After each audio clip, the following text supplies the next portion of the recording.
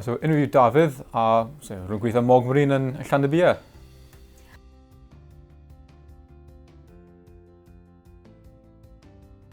Dydd y ddydd, mae'n gwahanol pob dydd i gweud y gwir. Penderfynu o beth fi'n gwneud. Siwr fod mas o stil bydde fe, ond falle bod kiosg neu bases, structural elements o'r building site.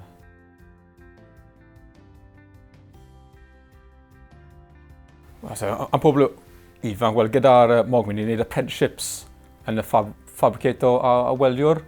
I gweud y gwir, mae llawer yn nhw yn aros yma achos mae'n gwybod y gwaith a maen nhw'n gallu symud trwy'r cwmni a mynd unrhyw byd mewn. So, dechrau ar y shop floor, maen nhw'n gallu gweithio ymlaen i bod supervisors neu managers yn y cwmni wedyn. So, mae llawer yn ni yn aros.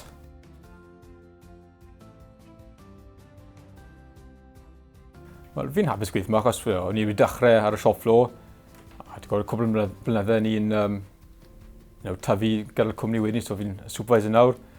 A mae'n agos i gatre. So fi'n gallu dod mewn, mynd gatre a fi'n gallu cael amser gyda'r teulu yn y nos wedyn. So mae hwnna'n pwysig iawn.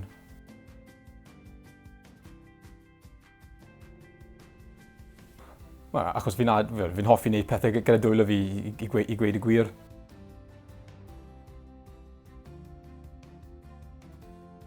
Wel, fi'n credu, mae'n peth dda, achos mae bod yma am amser, 50 blynedd, so ti'n gallu tyfu mewn yna. So hwnna beth sy'n fi'n mwynhau amdano fe.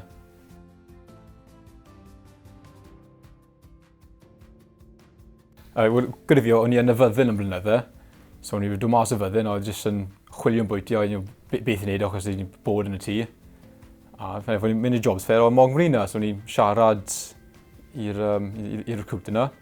A wythnos ar ôl i wedi gweithio yma, ni'n byn ever since. I gweud y gwir.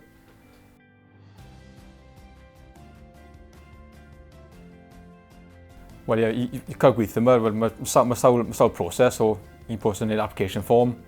Wedi proses arall yw CV yn dod mewn, wedi ni'n edrych yna fe, cael nhw mewn, wneud weld test, a os maen nhw ddim cweit na, ni'n gallu dod nhw arno, a ni'n gallu dysgu nhw popeth maen nhw moyn, beth ni eisiau nhw wneud.